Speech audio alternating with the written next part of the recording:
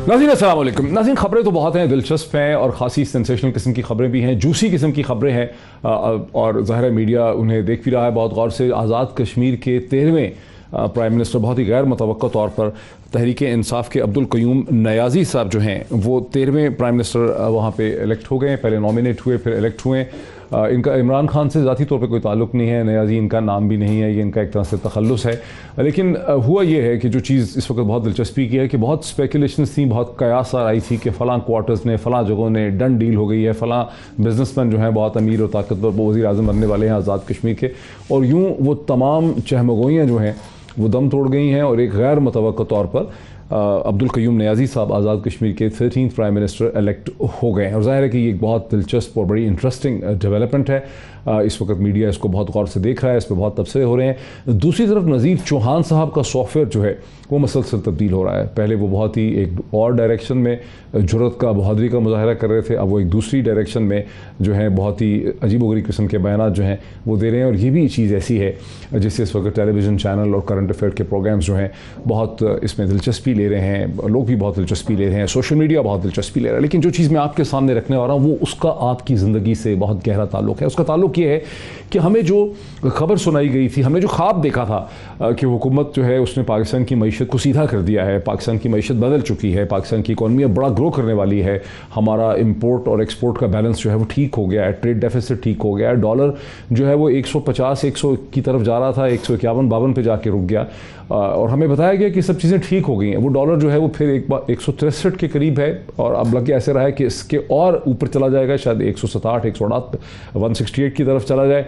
और जो trade imbalance है उसमें भी इजाफा हो रहा है। तो व्हाट वेंट रॉन्ग, क्या चीज़ गलत हुई है? पेट्रोल की कीमतें, यूटिलिटीज़ की कीमतों में इजाफा हो रहा है, तो हुआ क्या और आगे होने क्या वाला है और किस तरह से ये सब चीज़ आप सब लोगों की ज़िंदगी पे, हमारी ज़िंदगी पे असरअंदाज जो है हो सकती है। इस हवाले से 3 बहुत ही इंपॉर्टेंट गेस्ट मेरे पास होंगे। मेरे पास पाकिस्तान की मुमताज़ कारोबारी शख्सियत अकील करीम देदी, हमेशा बड़े ऑप्टिमिस्ट पॉजिटिव रहते हैं पाकिस्तान के हवाले से, वो मेरे साथ होंगे। जनाब secretary general Pakistan textile export association Azizullah Gaheer साहब मेरे साथ होंगे और हैं, और डॉक्टर फ़ारूक सलीम साहब इकोनॉमिस्ट हैं, पॉलिटिकल कमेंटेटर हैं, वो मेरे साथ हैं। लेकिन सबसे तीनों मेरे साथ हैं, अकील करीम देदी साहब भी मेरे साथ हैं, अजीज़ुल्लाह गहीर साहब भी मेरे साथ हैं, डॉक्टर फ़ारूक सलीम साहब मेरे साथ हैं और इनसे बात करूँगा। लेकिन क्विक मैं कॉमेंट लेना चाहता हूँ, समझना चाहता हूँ मलिक बोस्तान साहब से, जो प्रेसिडेंट हैं फॉरेक्स एसोसिएशन पाकिस्तान के लिए, फॉरेन एक्सचेंज के। मलिक बोस्तान साहब अस्सलाम वालेकुम। जी वालेकुम सलाम। हेलो मलिक बोस्तान साहब, आप हमेशा खबरों में होते हैं, क्या हो गया कि हम तो सोचते थे, हमारा ख्वाब था कि डॉलर नीचे आ रहा है, 150 की तरफ जा रहा है, ये आप लोग इसको क्यों लेके चले गए 163 पे 164 की तरफ, क्या वजह हुई? नहीं, हम नहीं ले गए ये, क्योंकि IMF का आपको पता है हमारा जो जुलाई में होना था, वक्त आना था जायजा, और वो चला गया, उस पर हम सितंबर में आएंगे। आपने कमिटमेंट पूरी नहीं की। उन्होंने, उनका मुतालबा था कि आप यूटिलिटी बिल बढ़ाएं और रुपये को जो है इसको मार्केट पे छोड़ दें। तो ये उनका मुतालबा मानते हुए मेरे ख्याल हुकूमत ने अभी जो है डॉलर को बिल्कुल फ्री हैंड दे दिया है, इंटर बैंक डिमांड और सप्लाई भी कर दी है। जो कि डॉलर आप देखें ना, उसकी सबसे बड़ी वजह डॉलर की जो बढ़ने की बनी है वो थी एमएसटी स्कीम, जो कि प्रॉपर्टी और कंस्ट्रक्शन सेक्शन को दी गई थी, उसी जिनको जो खत्म हुई। जो ही ये एमनेस्टी स्कीम का टाइम खत्म हुआ, उसके बाद डॉलर जो डेली लोग वर्कर रेमिटेंस के जरिए, कमर्शियल बैंकों के जरिए, एक्सचेंज कंपनी के जरिए डेली हमारे पास 10 से 15 मिलियन डॉलर आके लोग कैश करा रहे थे, वो आके रोक दिया, क्योंकि उसमें लोगों ने बड़ी इन्वेस्टमेंट प्रॉपर्टी में की थी और कुछ नहीं थी। तो वो एक तो वो सप्लाई आपकी खत्म हुई, उसके बाद डॉलर की डिमांड बढ़ गई। डॉलर की डिमांड बढ़ने की बड़ी वजह आपका तजारती खसारा है, जो कि 1920 का 23 अरब डॉलर था और 20-21 में बढ़ गई 31 अरब डॉलर हो गया। और तीसरी वजह ये बनी वैक्सीन, जो कि हुकूमत ने कहा है कि हमने 10 करोड़ लोगों को वैक्सीन करना है, उसके लिए ज़ाहिर है वैक्सीन इम्पोर्ट करनी पड़ेगी, 5 से 10 मिलियन डॉलर ये आपको चाहिए। तो ये सारी चीज़ों ने आके पाकिस्तानी रुपये पे दबाव डाला है। और हुकूमत को मैंने आबाद वालों ने भी रिक्वेस्ट की है, मेरी भी रिक्वेस्ट की है कि आप IMF से बात करके ये एमनेस्टी स्कीम को दोबारा बहाल करें। इस वक्त 500 कंपनियां इन्वेस्टमेंट के लिए तैयार हैं, इसमें इस स्कीम को, उससे फायदा उठाना चाहती हैं, और 2000 अरब रुपए की उन्होंने कहा कि हम इन्वेस्टमेंट लेके आएंगे। और हुकूमत अगर इसमें IMF से मुज़ाकरात कामयाब हो जाते हैं तो IMF में डॉलर पहले की तरह दोबारा जो अगर कर सके। अब एक क्विक मुझे चीज बताएं, सिर्फ एक चीज मुझे और बता दें कि आप कह रहे हैं IMF की तरफ, लेकिन हमारा जो स्पेशल ड्राइंग राइट्स हैं SDR, उस पर तो 2.8 बिलियन डॉलर का इजाफा हो गया है सारी दुनिया के साथ, तो वो हमें फायदा नहीं देगा? देखो, हमने इजाफा ठीक है, हमने यूरोप बांड किए हैं, स्कूल बांड किए हैं और कर्जे लिए हैं, 25 अरब डॉलर के इस वक्त अल्लाह का शुक्र हमारे है, लेकिन अगले 2 साल उन्होंने 50 अरब डॉलर वापस भी करने हैं और उनकी पूरी कोशिश है कि हमारा टारगेट जो है 50 अरब डॉलर तक हो गए। जैसे एक्सपोर्ट बढ़ाने के लिए एक्सपोर्टरों के मुताबिक अगर 38 अरब डॉलर का आपने टारगेट पूरा करना है तो आप रुपये को जो है फ्री हैंड दें। तो ये भी देखना है और हुकूमत ने इसको भी देखना है कि जैसे आपने महंगाई बढ़ रही है उसकी हुकूमत की इकनॉमी को बड़ा दागदार करेगी। जो लोगों के ख्वाब दिखाया गया था पाकिस्तान पे कि वो ख्वाब टूट जाएगा तो पाकिस्तान बड़े। मलिक बोस्तान साहब बहुत शुक्रिया। प्रेसिडेंट फारूक पाकिस्तान हमें बता रहे थे कि डॉलर के ऊपर किस किस्म का प्रेशर है। मैं अकील करीम दैदी साहब की तरफ आता हूँ।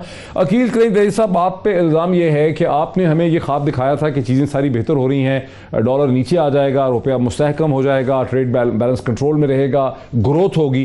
कुछ लग नहीं रहा कि उस तरफ चीज़ें जा रही हैं। देखें, जो बातें आप कर रहे हैं, मुझे ये बताएं, आपका रिजर्व गिरा, आपका रिजर्व मैं समझता हूँ बढ़ा है, ठीक है। आपकी एक्सपोर्ट के नंबर जुलाई के अच्छे आए, आपकी इंपोर्ट के नंबर एक्सपेक्टेशन से भी नीचे आए, आपके रेमिटेंस एक्सपेक्टेशन से ऊपर आए। रुपये में जो वीकनेस आपने देखी है उसकी कोई एक वजह नहीं है, उसकी और बहुत सारी वजह ठीक है। देखें, छुट्टियों के दिन होते हैं, आपकी कलेक्शन रुकती है, आपको पूरा महीना कलेक्ट करते हैं और जब ईद के दिनों में 6-7 छुट्टियां आ जाती है तो उन छुट्टियों में आपकी कलेक्शन रुकती है। और पाकिस्तान में लोकल करेक्शन जो है वो 15 से 25 बिलियन डॉलर। लेकिन अकील करीम सर, ये तो गुज़िश्ता कई हफ्तों से हो रहा है, ईद से कई हफ्तों पहले से मसलसल डॉलर की कीमत में इजाफा हो रहा है। देखें, आप डॉलर जो बढ़ा है कितना बढ़ा है, तो बहुत ज्यादा नहीं बढ़ा, आपके हायर साइड से अभी भी वो नीचे है। और मैं आपको एक चीज बता दूं, जो नंबर्स हैं और जिस तरीके से IMF को आपको पैसे लेने हैं, आने वाले दिनों में आपके पास कोई एक भी ऐसी चीज नहीं है जिसको हम नेगेटिव कहें। अच्छा, आप यहाँ से रिजर्व अपना बढ़ता हुआ देखेंगे और रिजर्व बढ़ने के बाद रुपये कमजोर होना वो समझ से नहीं है, बात नहीं। अक्लमंदी वाली बात मुझे नहीं दिख रही। हो सकता है कोई IMF की बात हो सकता है कोई दूसरी और वजूहत हो, ठीक है, लेकिन मैं जेन्युइन तरीके से जो नंबर आए हैं वो नंबर नहीं बताते कि आपके रुपये को वीक होना है। अच्छा, दूसरी बात, इसमें कोई शक नहीं है कि हमारी इंपोर्ट जून में जो बढ़ी थी जुलाई में उतनी नहीं बढ़ी, जुलाई में उससे नीचे आई है। सीमेंट की एक्सपोर्ट हमारी थोड़ी सी नीचे आई है, लेकिन टेक्सटाइल गुड्स वगैरह की जो एक्सपोर्ट है वो उतनी नीचे नहीं आई, उनके नंबर अच्छे आए। फिर आपका revenue target all time high पे आपने अचीव किया है। तो ये नंबर सब बता रहे हैं कि पाकिस्तान की इकोनॉमी राइट डायरेक्शन में जा रही है, इकोनॉमी ने परफॉर्म करना है, ठीक है, आगे कोई हमें चैलेंज दिख नहीं रहा। तो आपके मुल्क एक्सपेंशन में ऑलरेडी जा चुका है। दिख नहीं रहा आपको, चैलेंज आपको दिख नहीं रहा, लेकिन आप पे इल्जाम है ना कि आप हमेशा बहुत पुरुमीद रहते हैं। मैं आपको जितने नंबर मैंने दिए हैं ना, मुझे उनमें से कोई नंबर बताया, अगर आपके रिजर्व गिरे होते और रुपये गिरता मुझे समझ में आता। ठीक है, रिजर्व आपके गिरे नहीं, मैं आता हूँ एक्सपोर्ट्स में भी, अच्छे आए, मैं एक्सपोर्ट्स में भी आता हूँ। जरा मुझे डॉक्टर फारूक सलीम साहब को लाने दीजिए। डॉक्टर फारूक सलीम साहब, हमारे SDR जो स्पेशल ड्राइंग राइट्स हैं, चूंकि वो बढ़ गए हैं पूरी दुनिया के मुल्कों के, हमारे भी तकरीबन $3 बिलियन का इजाफा वहां पे हो गया है। क्या वजह है कि ये खबर जो है ये मदद नहीं कर रही हमारे डॉलर को नीचे लाने में? पाकिस्तान में रुपया मुसलसल गिरता चला जा रहा है, क्या वजह है इसकी?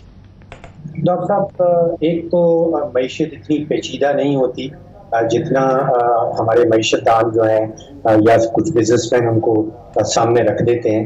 देखिए, मामला बड़ा सिंपल सा है। जून के महीने में $6 अरब की पाकिस्तान ने इंपोर्ट कर डाली। आप अंदाज़ा कीजिए, एक महीने में अगर हमने 6 अरब की इंपोर्ट कर दी है तो 12 महीने में कहीं $70 अरब की इंपोर्ट होने चली है इस मुल्क के अंदर। एक महीने का ये 6 अरब की एक ही महीने में इंपोर्ट क्यों हुई है? देखिए, ये इस पे क्या चीज ज्यादा थी?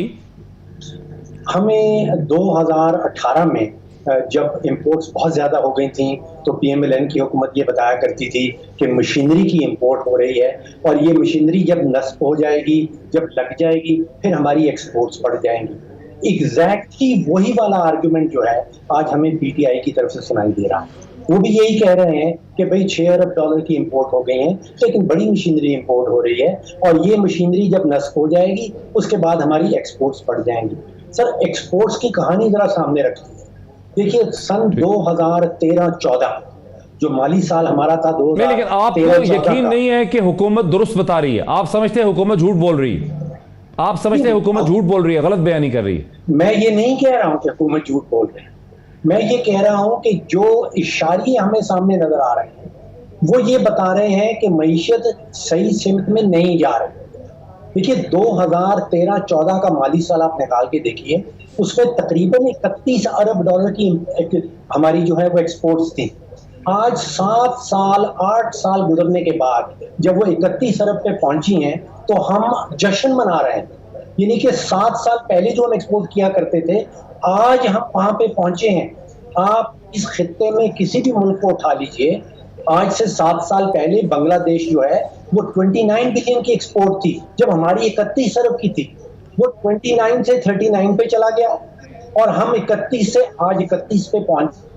जब 31 पे पहुंचे हैं तो हुकूमत की तरफ से जश्न मनाया जा रहा है।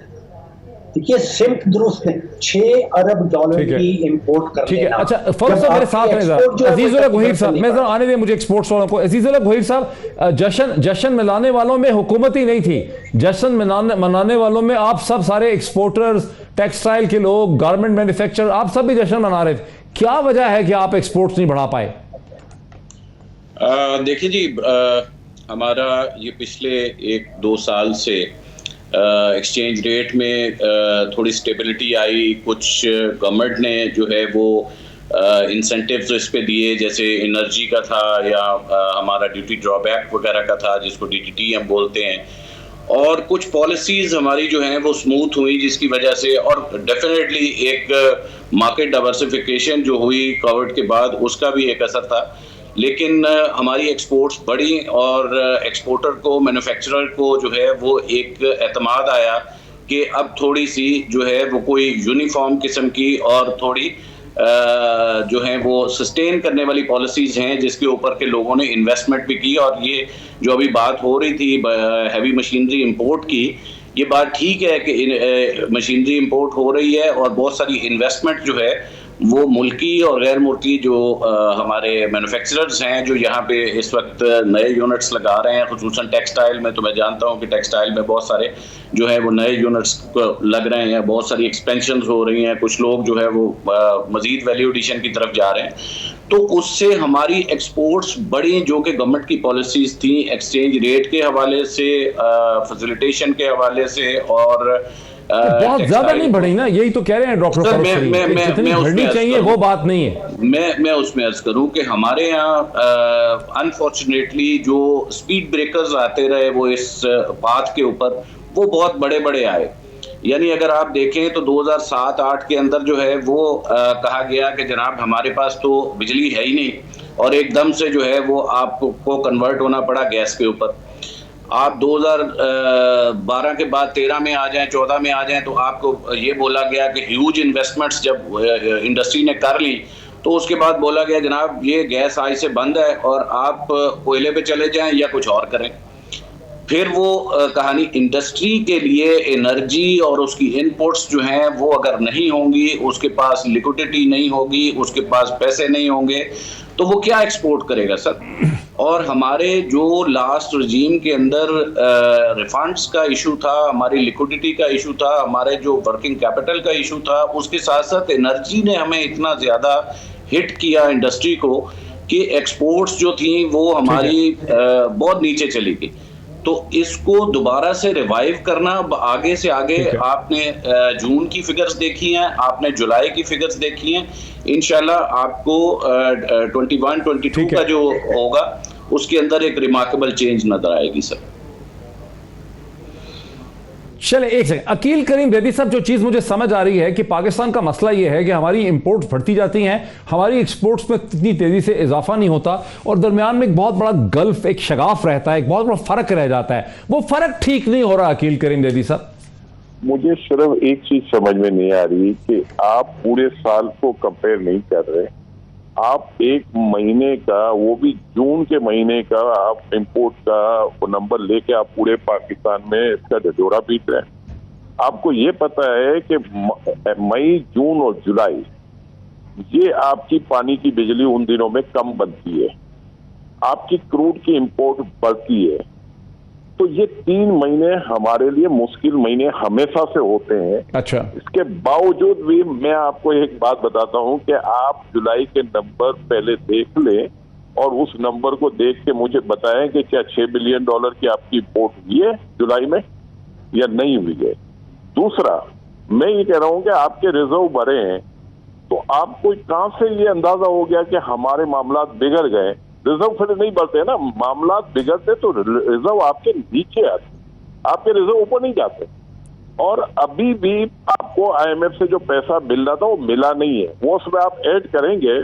तो यहाँ तो कोई मुझे एक इंडिकेटर ऐसा बता दे कि आप दिसंबर में अपने रिजर्व को बहुत ज्यादा गिरते हुए देखते हैं, आप रुपी को गिरता हुआ देख रहे हैं। देखिए IMF रुपी तो गिर रहा है ना, रुपी को गिरते क्या देख रहे हैं? रुपी हमारे सामने गिरा हुआ है। मैं आपको बताता हूँ, गिरा नहीं था, ये रीवैल्यू हुआ था, वो डीवैल्यू हुआ है। वो रीवैल्यू क्यों हुआ था उसकी भी वजूहत है कि पाकिस्तान में आप डॉलर को फ्री रखेंगे तो आज फिर आपका रुपी रीवैल्यू, आपके यहाँ कोई चांस नहीं है डीवैल्यूएशन का, लेकिन आपको IMF से कर्जा लेना है। IMF का ये ख्याल है कि अगर आपका रुपी स्ट्रांग होता है तो आपकी इंपोर्ट बढ़ेगी, आपके यहाँ स्पेंडिंग बढ़ेगी।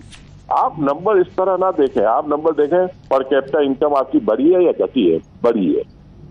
रेवेन्यू टारगेट बढ़ा है या नहीं बढ़ा है। ब्रेक में ले लूं, ठीक है, आपकी बातें सुनने में बहुत अच्छी लग रही हैं, इस पर मजीद भी बातें हैं, आगे पूरी उम्मीद रहना चाहिए। ब्रेक लेते हैं, ब्रेक के बाद मजीद इस इशू को आगे बढ़ाते हैं, बहुत अहम इशू है पाकिस्तान के लोगों के लिए। ब्रेक के बाद नाज़रीन वेलकम बैक। सीधा चलता हूँ जनाब डॉक्टर फ़ारूक सलीम साहब की तरफ। डॉक्टर साहब, आपने सुना ब्रेक से पहले अकील करीम दैदी साहब का आर्गूमेंट ये है कि जब आप $6 बिलियन की इंपोर्ट की बात करते हैं जून के अंदर, वो एक एक्सेप्शनल था, जून के ख़ास किस्म के फैक्टर्स थे, उसकी वजह से जून का महीना स्पेशल किस्म का था और वहाँ पर एनर्जी की प्रोडक्शन भी कम होती है। अगर आप जुलाई के फिगर्स को देखते हैं तो वहाँ पे आपको उसमें $1 बिलियन की कमी इंपोर्ट पे नज़र आती है और इंपोर्ट उस तरह से नहीं बढ़ेगी, यूनी ट्रेड इम्बैलेंस में उस तरह से इजाफा नहीं होगा जिस तरह से आपने उसकी कयास आराई या स्पेकुलेशन की है या आपने बिल्डअप किया है फिगर को। ये $72 बिलियन की बात नहीं है। देखिए, मामला इससे ज़्यादा गहरा है डॉक्टर साहब। मामला ये है कि जो बुनियादी माशी ढांचा है पाकिस्तान का, वो पीपल्स पार्टी के दौरान भी वही था, वो एन लीग के दौरान भी वही था और वो अब भी वही है। जो मंशूर बनाया गया था 2018 में PTI का, उसमें जो एक लफ्ज़ सबसे ज़्यादा दफ़ा इस्तेमाल किया गया वो इस्लाहात का था। तकरीबन 4 दर्जन मरतबा इस्लाहात का लफ्ज़ जो है वो इस्तेमाल किया गया कि हम इस्लाहात लेके आएंगे। देखिए, हमारे यहाँ ढांचा क्या है, हमारे यहाँ ये है कि तकरीबन 6 कार्टेल्स हैं, बहुत ताकतवर कार्टेल्स हैं, जिन्होंने पूरी की पूरी मईशत को यरगमाल बना के रखा। आज मैं समझता हूँ कि सबसे बड़ा कार्टेल जो है वो पावर कार्टेल है, जो बिजली बेचता है। वो दुनिया की महंगी तरीन बिजली बेच रहा है, हमारे सनतकार को बेच रहा है और बड़ा खुश है।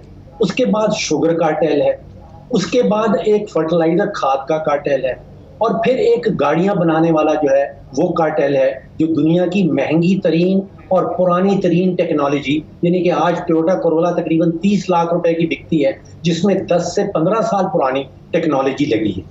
ये वाला 30 की कहां मिलती है, 30 की कहां मिलती है भाई, 40 के करीब चली गई है, 30 और 40 के दरमियान है। आप अंदाजा कीजिए, मैं सबसे सस्ती तरीन टोयोटा की बात कर रहा था, वो 30 लाख रुपए की सस्ती तरीन लिस्ट हुई है, जिसकी टेक्नोलॉजी 15 साल पुरानी है। मैं कह ये रहा हूं कि जो बुनियादी ढांचा PTI बदलने के लिए आई थी, इस्लाहात करने के लिए आई थी, जब तक ये कार्टेल्स जो हैं इनको तोड़ा नहीं जाएगा, ये बड़े खुश रहते हैं। ये कार्टेल्स की जो मेंबरान हैं, उनको हमेशा फ्यूचर में पाकिस्तान जो है वो बेहतरी की तरफ जाता हुआ नजर आता है, क्योंकि उनका माल बन रहा है। उन्होंने पूरी मईशत को यरगमाल हॉस्टेज बना के रखा है। जब तक हुकूमत ऐसी ताकतवर नहीं होगी जो एक कंपेटिटिव सेक्टर पाकिस्तान के अंदर बनाए, जो कि कंपीट करे बाकी मुल्कों से और एक्सपोर्ट कर पाए। देखिए, ये पावर सेक्टर जो है, जो पावर का कार्टेल है, ये आपको इतनी महंगी बिजली देगा कि आप कभी भी कंपीट नहीं कर पाएंगे। मैंने आपसे बताया, मैंने आपके प्रोड्यूसर साहब को ग्राफ भेजा है, अगर आप उस पर एक नजर डाल के देखें, आप सोचिए कि 7 साल पहले हम बांग्लादेश से ज्यादा एक्सपोर्ट करते थे। आज बांग्लादेश का ग्राफ कहां चला गया और हम कितने पीछे चले गए। ये जो कार्टेल है, इसके जो मेंबरान हैं, मैं वो चार्ट को नहीं छोड़ना चाहता। मैं वो चार्ट दिखाने वाला हूं, मैं आपका वो ट्वीट और चार्ट दिखाने वाला हूं। सिर्फ मुझे जरा अकील करीम दैदी साहब की तरफ जाने दीजिए इस चीज पे। अकील करीम दैदी साहब, ये जो तहरीक इंसाफ की इमरान खान की हुकूमत ने बात की थी इकोनॉमिक रिफॉर्म्स की, उसके रास्ते में ये पावर कार्टेल है, ये एनर्जी वाले हैं, ये शुगर वाले हैं, तो हुकूमत रिफॉर्म नहीं कर पाती। इनका आर्गुमेंट ये है डॉक्टर साहब का कि अमीर तरीन लोग तो खुश हैं, मुनाफा।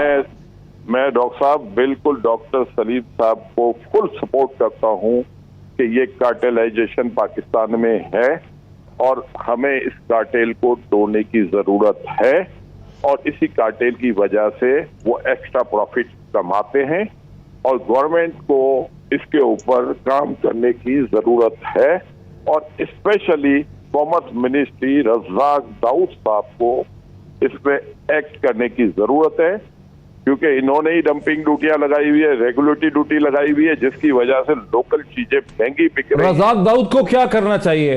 आपकी आवाज ये कार्टेलाइजेशन के खिलाफ एक्शन होना चाहिए। लेकिन दूसरी तरफ मैं आपको ये कहता हूं कि जो बातें हम कर रहे हैं, हमें हकीकत पसंद होने की जरूरत है। इस गवर्नमेंट की ओवरऑल परफॉर्मेंस को हमें सिर्फ और सिर्फ, अगर गलत चीज हो रही है तो वो गलत जरूर मुझे आइडेंटिफाई करने की जरूरत है, लेकिन जो अच्छा काम हो रहा है उसे सपोर्ट करने की जरूरत है। ऑन द होल मैं आज आपको यकीन से कहता हूं, जुलाई के नंबर ने यह साबित कर दिया है कि गवर्नमेंट परफॉर्म कर रही है, इकोनॉमी कंडीशन बेहतर है, रुपये में वीकनेस की कोई वजह समझ में नहीं आ रही। अच्छा, तो उसको ढूंढने की भी जरूरत है, क्योंकि आपका रिजर्व बढ़े और आपका रुपये वीक। लेकिन मलिक बोस्तान ने कहा ना कि एमनेस्टी स्कीम जो थी रियल एस्टेट की, उसकी वजह से लोग धड़ाधड़ डॉलर कैश कर रहे थे, डॉलर आ रहा था बाहर से। बकवास, सब बुलशिट। अच्छा, बेकार की बात है। रेमिटेंस भी आपका उतना ही आया है, कहीं कमी नहीं हुई है रेमिटेंस पे। इंपोर्ट भी आपकी कम हुई है, एक्सपोर्ट भी आपकी ठीक भी है, रेवेन्यू भी आपका ठीक हुआ है, रुपये को गिरने में बात। आप फाइनेंशियल मार्केट्स के आदमी, आप बताएं फिर डॉलर 10 रुपए ऊपर कैसे चला गया पिछले 3 महीने में? मेरे भाई, मैं आपको समझाना चाह रहा हूं कि IMF ने कहा है हम रिव्यू करें, तो ये IMF जो रिव्यू कर रहा था ना, ये उसके लिए लॉलीपॉप है बस, और कुछ नहीं। अच्छा, ये बड़ी इंटरेस्टिंग बात आपने कर दी है। जरा मुझे अजीजुल्लाह गोहीर, मैं आपको कह रहा हूं कि हम ये बहस करें। फराह खुरोब हुसैन ने आर्टिकल लिख दिया, उस आर्टिकल में आज के नंबर पे डिस्कस होनी चाहिए, जो कल है वो चलेगा। अच्छा, पिछला पूरा साल आपने कोविड में परफॉर्म किया। मैं उनके आर्टिकल में, उनके मेरे पास सामने रखा है, ग्रोथ स्टोरीज जो है खुर्रम हुसैन साहब का बहुत है, मैं उस पर भी बात करता हूं। जरा मैं अजीजुल्लाह गोहीर साहब पे, अजीजुल्लाह गोहीर साहब, आप सेक्रेटरी जनरल हैं पाकिस्तान टेक्सटाइल एक्सपोर्टर एसोसिएशन के। एक चार्ट मैं आपको दिखाता हूं जो डॉक्टर फारूक सलीम साहब ने ट्वीट भी किया है, जो शो करता है कि 2013 में पाकिस्तान की जो एक्सपोर्ट्स थी वो 31 बिलियन डॉलर, वैसे मुझे नहीं अंदाजा कितनी हो चुकी थी, लेकिन 31 बिलियन डॉलर हिट कर चुकी थी। और 2013 में बांग्लादेश की जो एक्सपोर्ट्स थी वो 29 बिलियन डॉलर थी, उससे 2 बिलियन डॉलर कम थी। अब सूरत हाल ये है कि 2021 में हम जश्न मना रहे हैं आप समेत कि हमारी 31 बिलियन हो गई है, बांग्लादेश की जो है वो बढ़ के 39 बिलियन, यानी एक कम 40 बिलियन डॉलर जो है हो चुकी। क्या वजह है डॉलर इतना, हमारा रुपया गिरा है? कहते हैं जब एक्सपोर्ट बढ़ती हैं रुपया गिरता है, आपकी एक्सपोर्ट बढ़ नहीं पाती हैं। अजीजुल्लाह गोहीर साहब, क्या मसला है? आपकी इंडस्ट्री नालायक है, काम ठीक नहीं करते, मैनेजमेंट ठीक नहीं है, क्या है इशू? बहुत शुक्रिया। मैंने पहले भी अर्ज किया था कि हर एक के मुल्क के डायनामिक्स, उसके बिजनेस के जो है हालात, इन्वायरमेंट, वो मुख्तलिफ होता है। बांग्लादेश को सिर्फ ये ना देखें कि उसका चार्ट हम देख रहे हैं कि उसकी एक्सपोर्ट कहाँ पे जा रही है और हमसे कितनी बढ़ गई है, उसके साथ साथ ये भी देखें कि वहाँ पे जो इंडस्ट्री को उन्होंने फैसिलिटेट किया, और वहाँ मैंने आपको बड़ी सीधी सी बात बताई कि मेरे पास ना बिजली गैस होएगा और ना मेरे पास अगर इनपुट्स होएंगी तो मैं बनाऊंगा या मैन्युफैक्चर क्या करूंगा और क्या एक्सपोर्ट करूंगा उसको। तो 2015 की जो आप बात कर रहे हैं या उससे पहले की बात कर रहे हैं, उसमें देखें तो आपके पास एक बड़ा ह्यूज किस्म का गैस का क्राइसिस था, और ये गैस जो है ये हम लोग कोई मतलब इसको हमारा प्रोसेसिंग इंडस्ट्री का ये पार्ट है उसकी मैन्युफैक्चरिंग का। इसी तरह से हमारा वर्किंग कैपिटल जो था वो गवर्नमेंट के पास इस हद तक फंसा हुआ था कि 2 से 2.5 साल लगते थे हमें अपना ही रिफंड लेने के लिए। आपको याद होगा पिछली गवर्नमेंट के अंदर जो है ना हमारे पास वर्किंग कैपिटल था, ना हमारे पास जो है वो एनर्जी रिसोर्सेज थे, और ना हमारे पास जो था वो कॉटन हमारा वैसे डिक्लाइन की तरफ जा रहा था। तो लोगों ने डाइवर्सिफाई किया, बिजनेस जो है वो चेंज ओवर किए, इधर उधर जाना शुरू हो गए। अब उसको ठीक होते होते हमें टाइम लगा, और अगर आप देखें अभी बात हो रही थी मॉडर्नाइजेशन की या डाइवर्सिफिकेशन की बिजनेस के अंदर, तो टेक्सटाइल ने जो है वो बड़ा इसमें मॉडर्नाइजेशन इसमें आई है कि आप देखें कि एक वक्त था कि आप सिर्फ कपड़ा जो है वो कोरा भेजते थे, आप धागा बना के जो है वो एक्सपोर्ट करते थे, ज़्यादा से ज़्यादा जो था वो आप ब्लीच फैब्रिक या प्रिंटेड कपड़ा जो है वो भेज देते थे। आज आपका गारमेंट जो है, आपका अपैरल सेक्टर जो है, आपका डेनिम जो है, और आप उसके अंदर रेडीमेड गारमेंट के अंदर जो है वो आपकी ग्रोथ अगर आप देखें पिछले साल के अंदर और इस जुलाई के फिगर्स में, तो अब आपने डाइवर्सिफाई किया, अपने आप को मॉडर्नाइजेशन की तरफ लाए और आपने मजीद वैल्यू एडिशन के साथ जो है वो एक्सपोर्ट को बढ़ा। एक और बड़ी मजे की बात जो है वो अगर आप उस पर नोट करें, हमारी डिस्कशन भी हुई कि एक्सपोर्ट्स आपकी बढ़ गई लेकिन नंबर ऑफ एक्सपोर्टर्स आपके कम हो गए। ठीक है जी, ये पिछले साल के अंदर ये हुआ और उसमें भी एक हमें बहुत तवज्जो देने की मुझे एक सेकंड थोड़ा सा फरूख साहब को इसमें आने दीजिए, मुझे जरा मैं वापस जाने दीजिए मुझे उसी पे। डॉक्टर फरूख सिंह, आपने चूंकि बांग्लादेश के साथ कंपैरिजन ऑफर किया, अब जाहिर है हमारी हुकूमतें नालायक हैं, मसला सिर्फ बांग्लादेश और पाकिस्तान की हुकूमतों की लायकी नालायकी का है कि उन्होंने बेहतर पॉलिसीज दी हैं, या ये कि बांग्लादेश का जो इंडस्ट्रियलिस्ट है वो ज़्यादा इनोवेटिव है, बेहतर प्रोडक्ट बनाता है, कंपेटिटिव प्रोडक्ट बनाता है, और हमारा जो शर्ट मेकर है, हमारा जो गवर्नमेंट वाला है, वो हमारा कंपेटिटिव प्रोडक्ट ही नहीं बना पाता, वो इंटेलिजेंट डिसीजन मेकिंग नहीं कर रहा। क्या फ़र्क है? ये बड़ा जबरदस्त सवाल आपने किया, इसका जवाब बड़ा जरूरी है। आप एक चीज मैं पहले बता दूं कि आज से 7 साल पहले जो मैं जिक्र कर रहा हूं 2013 का, उस वक्त 100 रुपए का $1 था। जब 100 रुपए का $1 था तो हमने 31 अरब डॉलर की एक्सपोर्ट की थी।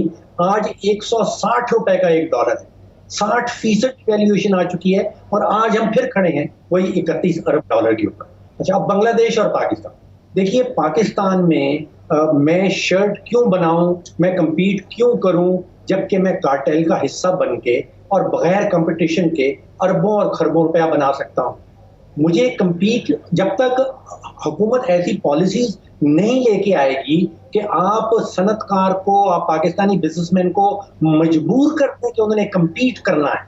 देखिए, ये जब तक ये कार्टेल्स बैठे रहेंगे, मैं शुगर मिल लगाऊंगा, मैं एक पावर का प्लांट लगाऊंगा और घर बैठे पैसा खाऊंगा, मेरा प्लांट भी बंद पड़ा रहेगा और उसके ऊपर मुझे कैपेसिटी पेमेंट भी मिलती रहेगी। इसी तरह शुगर का मैं नहीं कह रहा हूं कि कंपटीशन कमीशन ऑफ पाकिस्तान जो है उसने जो रिपोर्ट दी है वो कह रहे हैं कि ये डबल कार्टेल है, सिंगल कार्टेल की बात नहीं करते हैं। वो कहते हैं एक तरफ से तो ये गन्ने की कीमत फिक्स कर लेते हैं, दूसरी तरफ ये चीनी की कीमत भी फिक्स कर लेते हैं। इसी तरह फर्टिलाइजर को देख लें, हम सस्ती तरीन गैस उनको दे देते हैं और फिर वो करते क्या है। इसी तरह आप गाड़ियों को देख लें जो हमने पहले जिक्र किया। जब तक हुकूमत ऐसी पॉलिसीज नहीं लेके आएगी कि उसने पाकिस्तानी सनतकार को मजबूर कर देना है compete करने में, उस वक्त तक हम वो बांग्लादेश वाला मॉडल नहीं इख्तियार करते। वहां पे बांग्लादेश में उन्होंने सिर्फ ये किया है कि उन्होंने मजबूर कर दिया है। फिर बेसिकली हाँ जी, मामला हुकूमत जो है अकील करीम, हुकूमत जो है पाकिस्तान की, जो भी हुकूमतें हैं वो लोगों के इंटरेस्ट को रिप्रेजेंट नहीं कर पाती और वो सनतकार के और जो ताकतवर ग्रुप्स और लॉबीज हैं उनके इंटरेस्ट के हाथों में खिलौना होती हैं, होस्टेज होती हैं। ये चीज मुझे समझ आ रही है डॉक्टर फरूख सलीम साहब की, पेनिट्रेटेड है। मेरा अपना ख्याल है, देखें मैंने जो बात सही की उसको मैंने तायद, लेकिन जो बात डॉक्टर सलीम साहब कह रहे हैं कि जो देखें वो एक चीज कंबाइंड बता रहे हैं एक्सपोर्ट को, ठीक है ना। 2013 में $24.8 बिलियन की एक्सपोर्ट हुई है, लेकिन 2021 में हमारी ये एक्सपोर्ट गिर के तकरीबन $19 बिलियन पे आ गई और उसको फिर हमने रिकवर किया है 2020 में और वो 25 क्रॉस कर गई। तो मैं आपको सिर्फ जो बांग्लादेश की आपने बात की है ना, उसका सवाल का जवाब जो ये दे रहे हैं वो नहीं है। वो जवाब ये है कि उसके ऊपर कोई पाबंदी नहीं है, उनको रिलैक्सेशन दी हुई है अमेरिका और यूरोपियन यूनियन, उनको स्पेशल स्टेटस दिया गया है जिसकी वजह से पाकिस्तान से भी माल बांग्लादेश जाता है और बांग्लादेश से जीएसपी प्लस तो अभी तक हमें भी मिला हुआ है, हमें जो मिला हुआ है उसमें और उसमें जमीन आसमान का फर्क है। अगर आप उसको कंपेयर करेंगे तो बांग्लादेश को उससे बहुत ज्यादा एज दी हुई है। तो ये वजह है बांग्लादेश की एक्सपोर्ट की। तो बांग्लादेश को एक बेहतर एक्सेस है, यानी बांग्लादेश की मसनूआत जो है, मैं एक ब्रेक ले लूंगा अकील करीम भाई, एक ब्रेक ले लूंगा अकील करीम भाई साहब। बांग्लादेश की मसनूआत को अकील करीम बेदी कहते हैं कि उसे यूरोपियन और नॉर्थ अमेरिकन मार्केट्स के अंदर बेहतर एक्सेस हासिल है। ब्रेक के बाद मैं एक और पॉइंट आपके सामने रखता हूं। एक इकोनॉमिक कमेंटेटर हैं जनाब खुर्रम शहजाद साहब, उन्होंने बहुत इंटरेस्टिंग उन्होंने ट्वीट किया, वो भी मैं आपके सामने रखता हूं आफ्टर द ब्रेक। नाज़रीन welcome back. Doctor Farooq Salim साहब, मैं खुर्रम शहजाद साहब एक आपकी तरह एक्स बैंकर हैं, इकोनॉमिक कमेंटेटर हैं, उन्होंने एक बहुत दिलचस्प ट्वीट किया है जिसमें उन्होंने एदाद व शुमार दिए, मैं स्क्रीन पर दिखा रहा हूँ प्रोड्यूसर साहब के थ्रू। वो ये कहते हैं कि पाकिस्तान की इकॉनमी इसलिए नहीं ग्रो कर सकती 7-8% पे कि अगर पिछले 3 साल को देखें तो जो 3 सालों में जो बैंकों ने जो कर्जा दिया है उसमें हुकूमत ने अपने कर्जा लेने की कैपेसिटी में 16% इजाफा किया है, जबकि प्राइवेट सेक्टर को सिर्फ 6% क्रेडिट में या कर्जे में इजाफा हो गया। जो मनी फ्लो है वो गवर्नमेंट की तरफ जाती है, क्योंकि गवर्नमेंट का जो खर्चा है, एक्सपेंडिचर जो हुकूमत कर रही है, उसमें वो उसका जो रेशो है वो अगर पहले 12% था जीडीपी का तो वो 24% हो गया। यानी हुकूमत का खर्चा डबल हो गया है, जबकि टैक्स टू जीडीपी रेशो जो है अभी भी 10% से कम है। यानी हुकूमत की पॉलिसीज की तरफ वो कह रहे हैं कि जब तक ये पॉलिसीज ठीक नहीं होंगी उस वक्त तक ग्रोथ हो भी नहीं सकती। जी डॉक्टर साहब, मैं समझता हूँ कि बड़ा पावरफुल आर्गुमेंट खुर्रम साहब ने पेश किया है, और इसको अगर आप अदाद-ओ-शुमार की शक्ल में देखना चाहते हैं तो आज से 12 साल पहले हुकूमती अखराजात जो हैं वो 1500 अरब रुपए के हुआ करते थे, जबकि हमारा टैक्स का टारगेट 1000 अरब का होता था। आज हमने, आप सोचिए कि 1000 अरब से बढ़ के हम 4000 अरब पे पहुंच गए हैं, यानी कि टैक्स पे किया गया है। पाकिस्तानी टैक्स की तिजोरी में पैसा जमा करवा रहे हैं। 1000 अरब से हम पहुंच गए हैं 4000 अरब पे। हुकूमत ने क्या किया है कि उनके जो 1500 अरब के अखराजात थे आज से 11-12 साल पहले, वो इस बजट के अंदर 8500 अरब पे पहुंच गए। तो प्रॉब्लम टैक्सेस का नहीं है, प्रॉब्लम जो है वो हुकूमती अखराजात का है। आप टैक्सेस जितने भी बढ़ा लें, जिस तेजी से हुकूमती अखराजात बढ़ रहे हैं, वो टैक्सेस उस तेजी से किसी सूरत भी अच्छा, ये हुकूमती अखराजात इतनी तेजी से क्यों बढ़ रहे हैं डॉक्टर साहब? ये किस चीज पे खर्चा हो रहा है इतना ज्यादा? देखिए, दोबारा से मैं वापस कार्टेल्स की तरफ आना चाहता हूँ। यूनाइटेड नेशंस की एक रिपोर्ट आई है और उन्होंने ये कहा है कि जो पाकिस्तान में कार्टेल्स हैं वो तकरीबन 17 अरब डॉलर के सालाना इकोनॉमिक प्रिविलेजेस जो हैं वो अपनी जेब में डाल देते हैं। आप सोचिए कि अगर आप कार्टेल का मेंबर हैं, आपकी बंधी हुई कीमतें हैं, आप 17 अरब डॉलर इजाफी जो है वो अपनी तिजोरी में जमा कर लेते हैं, आपको बाकी जो इंडस्ट्री रह जाती है, जो कंपैरेटिव इंडस्ट्री है, उसमें आप पाकिस्तानी सनतकार जो है वो क्यों जाएगा? देखिए, अभी बांग्लादेश की बात की गई, बांग्लादेश के पास भी जीएसपी प्लस है, पाकिस्तान के पास भी जीएसपी प्लस है, लेकिन बांग्लादेश के पास पावर कार्टेल नहीं है। वहां पे कोई पावर का, जिसको हमारे वजीर आजम साहब अमूमन माफिया कहते हैं, वहां पावर कार्टेल नहीं है। वहां पे बिजली मिलती है सनतकार को 8 से 10 सेंट की, हमारे यहाँ 14 सेंट की बिजली मिल रही है। अगर आपको 30 से 40% बिजली महंगी मिल रही है, अब वजह बांग्लादेश के आगे जाने की ये है कि उसके पास शुगर का कार्टेल नहीं है, उसके पास पावर का कार्टेल नहीं है, उसके पास फर्टिलाइजर का कार्टेल नहीं है। वहां पे अगर आपने बिजनेस करना है तो आपने कंपैरेटिव बिजनेस करना है और फिर आपने दुनिया भर से compete करना है। हमारे यहाँ ये सारे कार्टेल्स जो बैठे हैं, ये इन्होंने, मैंने जैसे पहले कहा कि पूरी इकोनॉमी को जरगवार बना के रखा हो। अच्छा, मैं एक क्विक क्वेश्चन मैं ले जाऊं अगर जरा अजीजुल्लाह गोहीर साहब, वक्त मेरे पास कम है। अजीजुल्लाह गोहीर साहब, एक तरह इल्जाम ये भी है कि एक्सपोर्टर्स भी एक कार्टेल है। हमेशा आर्गुमेंट है कि रुपए की कीमत को गिराएं ताकि हम ज्यादा एक्सपोर्ट्स कर सकें। जैसे डॉक्टर साहब ने बताया कि रुपया कहाँ 100 रुपए के करीब था, अब 160 रुपए के, फिर भी एक्सपोर्ट्स का में कोई नहीं इजाफा आप लोग कर सके। वहां पर भी कुछ थोड़ा सा है कि एक ग्रिप है आपको इन चीजों पर। तब ये बड़ा गलत और बड़ा जो है वो मुमल सा जो है एक तासुर है। उसकी वजह ये है कि जो हम मैन्युफैक्चर करते हैं ये एक्सपोर्ट करते हैं, और अब तो कॉटन की जो है वो आपको पता है कमी के बाद जो है हम ऑलमोस्ट 80% जो है वो हमारी इंपोर्ट बेस्ड प्रोडक्शन है।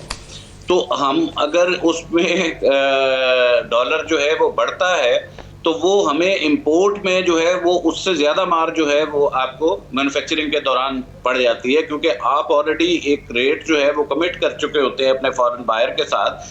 तो जब उसमें आपकी इनपुट्स की कीमत बढ़ती है और आपका कॉस्ट ऑफ प्रोडक्शन बढ़ जाता है तो वो एक्सपोर्टर को, मैन्युफैक्चरर को उससे कोई फ़ायदा नहीं बल्कि उल्टा नुकसान होता है। तो ये ऐसा बड़ा गलत तासुर एक एक्सपोर्टर्स के हवाले से दिया जाता है। और एक छोटी सी बात मैं चलें, थैंक्स फॉर दिस क्लैरिफिकेशन वक्त मेरे पास बिल्कुल कम है। अकील करीम बेदी साहब, आपने खुर्रम हुसैन साहब पे खासे गमो गुस्से का इजहार किया, मैंने उनका पीस पढ़ा है ब्रेक में। ये जो ग्रोथ स्टोरीज का पीस है, इसमें बेसिकली ये कह रहे हैं कि जब भी ग्रोथ होती है, सारे आपके सवाल पता है, मैं जवाब दे देता हूं। नहीं, वो कहते हैं जब भी ग्रोथ होती है, मुशर्रफ हुकूमत ने भी ग्रोथ करनी चाहिए, फिर डेफिसिट में इजाफा हो जाता है, वो ये कह रहे हैं। मेरे भाई साहब, बेकार की बातें हैं। देखें, ये जो सवाल है ना कि पाकिस्तान में लैंडिंग नहीं हो रही है, तो पाकिस्तान में पहले स्टेट बैंक ने सही रोल प्ले नहीं किया था।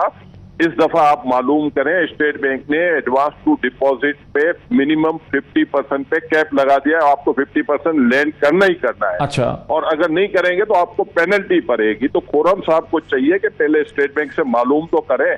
आज तक कभी इन्होंने लिखा है कि एडवांस डिपॉजिट क्यों नहीं हो रहा? हाँ। पहली दफा ये स्टेट बैंक ने डिसीजन लिया है कि अगर 50% से एडीआर कम हुआ तो हम पेनलाइज करेंगे। और ये चीज इंडिकेट करती है कि आपका मुल्क अब ग्रोथ की तरफ जाएगा, क्योंकि ये बैंकों की वजह से ये प्रॉब्लम थी, उसको स्टेट बैंक ने अब करेक्ट किया है। दूसरी जो बात आप कर रहे थे कि कार्टेल के हवाले से, तो मैं ये बता दूं कि हमने तो पावर सेक्टर में जितने एग्रीमेंट हुए, क्या इस गवर्नमेंट ने किए? ये तो पुरानी चली आ रही है। कितने प्रोग्राम हुए उसके ऊपर, किसने उसको अपोज किया है? आज तक किसी इकोनॉमिस्ट ने अपोज तो नहीं किया था। आज आप लोग अपोज कर रहे हो जब ये बेड़ा गर्क हो चुका है इसके बाद। लेकिन इस गवर्नमेंट ने इसके बावजूद भी एक कमेटी बनाई और पावर सेक्टर की इंक्वायरी की, लेकिन किसी टीवी चैनल ने इसके ऊपर प्रोग्राम भी नहीं किए।